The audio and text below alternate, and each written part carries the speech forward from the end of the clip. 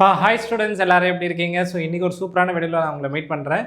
இந்த வீடியோவில் நம்ம வந்து கிளாஸ் 12ல் இருக்கக்கூடிய second chapter problem, that is NEET 2025ல் வந்த கெப்பாசிட்டன்ஸ் பேஸ்டு ப்ராப்ளம். ஸோ இது ஒரு நல்ல ஒரு ஸ்டாண்டர்டான ப்ராப்ளமாக இருந்தாலும் இதில் ஒரு ட்ரிக்கினஸ் இருக்குது. எப்படி ஹேண்டில் பண்ணணுன்றது நிறைய ஸ்டூடெண்ட்ஸ் இதில் மிஸ்டேக் பண்ணியிருக்காங்க. ஸோ இன்றைக்கி தான் இந்த வீடியோ நம்ம டிஸ்கஸ் பண்ண போகிறோம். இப்போ தான் நம்ம சேனலுக்கு நீங்கள் ஃபஸ்ட் டைம் வந்திருக்கீங்கன்னா மறக்காம என்ன பண்ணி வச்சுக்கோங்க, சப்ஸ்கிரைப் பண்ணி வச்சுக்கோங்க. ரெகுலராக நம்ம சேனல்லேருந்து வீடியோஸ் வந்துட்டு இருக்கு. Let's go into the video. So இந்த கொஸ்டினில் ஃபஸ்ட்டு என்ன கொடுத்துருக்கான்னு பாருங்கள். Plates of a parallel plate capacitor are separated by D. Okay, ரெண்டு பிளேட்டுக்கு நடுவில் D டிஸ்டன்ஸ் இருக்குது. Two slabs of different dielectric constant K1 and K2 with thickness 3/8 D and D/2 are inserted in the capacitor. So capacitor வந்து D distance plates distance இருக்குது. அதில் வந்து K1 and K2ன்னு சொல்லிட்டு ரெண்டு dielectric slab வந்து insert பண்ணுறான், 3D/8 and D/2. Okay, due to this the capacitance becomes 2 times larger than the nothing between the plates. So இனிஷியலாக எதுவுமே இன்சர்ட் பண்ணல. இப்போ நம்ம இன்சர்ட் பண்ணதுக்கப்புறம் என்ன ஆகுதா, கெப்பாசிட்டன்ஸ் ட்வைஸ் இன்க்ரீஸ் ஆகுது அப்படின்னு சொல்லியிருக்கான். K1 is equal to 1.25 K2. 1.25ன்றது நம்ம என்ன எழுதலாம், 5/4ன்னு எழுதலாம் இல்லையா? இந்த வேல்யூ ஆஃப் K1 என்னன்னு சொல்லி கேட்குறான். ஸோ இந்த ப்ராப்ளம் வந்து ரொம்ப டேரெக்டாக இருந்தாலுமே இதில் ஒரு ஸ்மால் ட்ரிக்கி பாயிண்ட் இருக்குது. அதை வந்து நம்ம கரெக்டாக ஹேண்டில் பண்ணாலே இந்த ப்ராப்ளம் ரொம்ப ஈஸி தான். Standard problem, standard formula base. So எப்படி பண்ணுறதுன்றதை பாருங்கள். ஸோ ஃபஸ்ட்டு கொஸ்டினில் என்ன கொடுத்துருந்தான், ரெண்டு கெப்பாசிட்டருக்கு நடுவில் டிஸ்டன்ஸ் வந்து டின்னு சொல்லியிருந்தான்னா, அப்போ ஜென்ரலாக கெப்பாசிட்டர் டிஸ்டன்ஸ் பிட்வீன் தம் டினா உள்ள நம்ம இனிஷியலி என்ன மீடியம் இருக்குன்னு எடுத்துக்கலாம். we can take it as air or vacuum. கரெக்டாக? அப்போ இருக்கக்கூடிய கெப்பாசிட்டன்ஸ் என்னென்னு கண்டுபிடிச்சலாம். C0ன்னு சொல்லலாம் இல்லையா? ε0 A/D is the capacitance. இப்போ என்ன பண்ண போகிறான், ரெண்டு dielectric slab of thickness 3D/8 and D/2 வந்து இன்சர்ட் பண்ண போகிறான். இப்போ ஒரு விஷயம், ரெண்டு dielectric slab இன்சர்ட் பண்ணுறான், கரெக்டாக? ஒன்று 3D/8, இன்னொன்று D/2. இப்போ இதுதான் நம்மளோட ஒரிஜினல் கெப்பாசிட்டர். இதில் வந்து ஒரு ஸ்லாப் இன்சர்ட் பண்ண போகிறான் which is of thickness 3D/8, இன்னொன்று வந்து D/2. இப்போ ரெண்டு ஸ்லாபை இன்சர்ட் பண்ணுறான், ரெண்டுத்தையும் ஆட் பண்ணால் டிஸ்டன்ஸ் எவ்வளோ வரணும், வாட் வி எக்ஸ்பெக்ட். டோட்டலாக எங்கிட்ட D இருக்குது, ஒரு ஸ்லாப் வந்து 3D/8, இன்னொரு ஸ்லாப் வந்து D/2. இப்போ ரெண்டுத்தையும் இன்சர்ட் பண்ணதுக்கப்புறம் டோட்டலாக ஆட் பண்ண எவ்வளோ இருக்கணும், 3D/8ம் D/2 ஆட் பண்ணால் நம்மளுக்கு D தானே வரணும் total distance. So let's try to check it. 3D/8ஐயும் D/2 ஆட் பண்ணால் என்ன வரும், Dனா வரும்? கிடையாது. இது வந்து 4, இது வந்து என்னது 8 ஆகிடும். So finally will get 7D/8. So which is not equal to what, D. Dக்கு ஈக்குவலாக இல்லை. அப்போ இதுலேருந்து என்ன தெரியுது அப்படின்னா, ஃபுல்லாக வந்து பார்ஷியலி ஃபில்டு கெப்பாசிட்டர் தான் இது. You are able to understand. இந்த ஃபுல் டைஎலக்ட்ரிக், அதாவது நம்ம இனிஷியலாக ஏர் மீடியம் இருந்துச்சுல, அதில் வந்து ஃபுல்லாக நம்மளை வந்து ஃபில் பண்ணிடல. ஓகே, ஸோ ஒரு இதில் வந்து K1 ஆட் பண்ணியிருக்கேன், இன்னொன்று K2. அப்போ ரிமைனிங் ஒரு சைடு வந்து என்னவா இருக்குது, இப்போவும் இட்ஸ் கோயிங் டு பி ஏராக இருக்க போகுது. நான் சொல்கிற பாயிண்ட் புரியுதா? நம்ம இதை எப்படி எடுத்துக்கணும்னா, 3D/8ன்றது ஒன்று, இன்னொன்று D/2. அப்போ ரிமைனிங் இருக்க டிஸ்டன்ஸ் என்னவா இருக்கும், எம்டி தானே. Empty means what medium it is, air medium. Question புரியுதா? It's going to be air medium. புரியுதா? ஸோ இதுதான் இங்கே இம்பார்ட்டண்டான ட்ரிக்கு.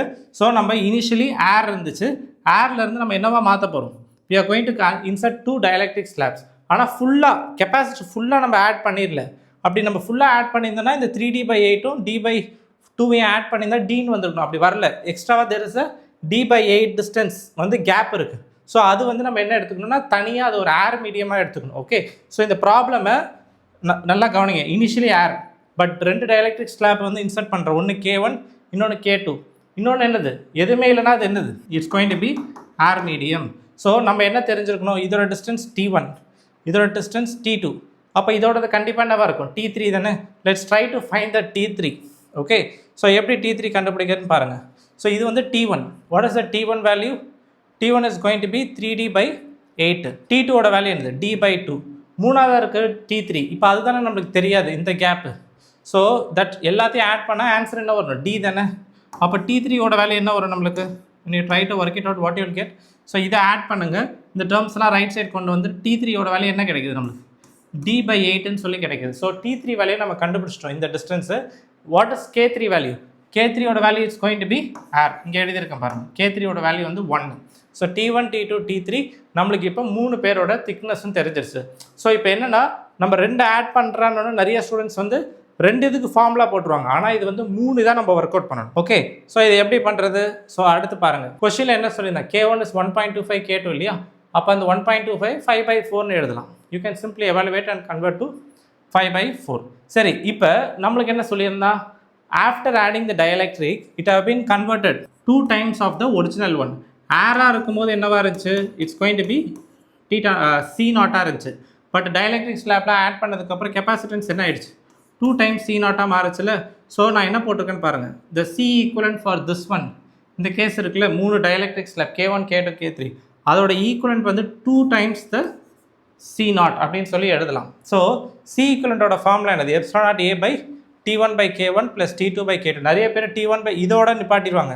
இந்த ப்ராப்ளமோட ட்ரிக் என்னென்னா, நம்ம எதுவுமே இல்லைனா ஆட் பண்ணலாம், அந்த இடத்துல என்ன எடுத்துக்கணும், this going to be air medium T3/K3. So இப்போ இந்த C ஈக்குவலண்ட் இருக்கு இல்லையா, இதை நம்ம என்ன எழுதலாம், 2 × C0 which is ε0A/D.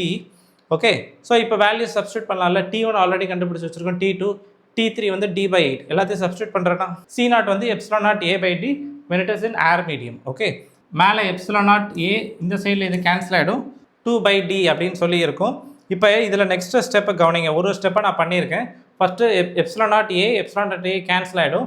அப்புறம் T1, T2, T3 எல்லா வேல்யூஸையும் சப்ஸ்டியூட் பண்ணுங்கள். சப்ஸ்டியூட் பண்ணதுக்கப்புறம் இங்கேருந்து காமனாக you take it D outside, இங்கே ஒரு D இருக்குது. ஸோ Dயில் என்ன ஆகிடும், D is going to get what, cancel.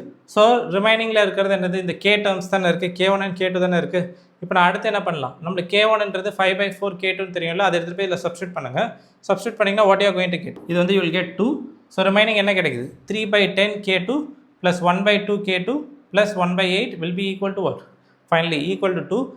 இந்த ஈக்குவல் டு ரைட் சைடில் 2 இருக்குது. ஸோ இந்த என்டையர் டேர்ம் இருக்குல்ல, இந்த என்டையர் டேர்மை வந்து கிராஸ் மல்டிப்ளை பண்ணுங்கள். You just cross multiply.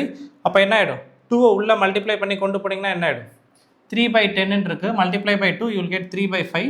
அதே மாதிரி இங்கே 2 இருக்குது, இந்த 2ஓட மல்டிப்ளை வந்து கேன்சல் ஆகிடும். Finally 1/8 × 2 you will get 1/4. So இந்த 1/4 இன்சைட் கொண்டு வாங்க, ரீரைட் பண்ணிங்கன்னா ஃபைனலி 8/5 K2 கிடைக்குதா. ஸோ இந்த சைடில் வந்து 3/4 which I have written here. So 8/5 K2. ஃபைனலாக K2ஓட வேல்யூ என்னது, 32/15 வருது. ஆல்ரெடி K1க்கும் K2க்கும் இருக்கக்கூடிய ரிலேஷன் நம்மளுக்கு தெரியும்ல, அந்த ரிலேஷன் படி K2 நம்மளுக்கு வந்து என்ன கிடைக்குது, 32/15. சப்ஸ்டியூட் பண்ணுங்கள், கேன்சல் பண்ணுங்கள், finally will get 8/3 which is 2.66. இது எந்த ஆப்ஷன் பார்த்தீங்கன்னா it's going to be option 2. So உங்களுக்கு நல்லா புரிஞ்சிருக்கும்னு நம்புகிறேன். ஸோ இதுதான் அந்த ப்ராப்ளமோட ஃபுல் சொல்யூஷன். கண்டிப்பாக யூஸ்ஃபுல்லாக இருந்தால் மறக்காமல் லைக் பண்ணுங்கள், கமெண்ட்ஸில் சொல்லுங்கள். ரெகுலராக நம்ம சேனலில் வீடியோஸ் வந்துட்டு இருக்கு. ஸோ சப்ஸ்கிரைப் பண்ணிக்கோங்க. டெலிகிராம் அண்ட் வாட்ஸ்அப் சேனல்ஸ் இருக்குது நம்மளுக்கு, மறக்காமல் ஜாயின் பண்ணி வச்சுக்கோங்க. எல்லா அப்டேட்ஸும் நான் அதில் கொடுக்குறேன். நான் நெக்ஸ்ட் உங்களை மீட் பண்ணுறேன். Bye from Nagarajan. பை.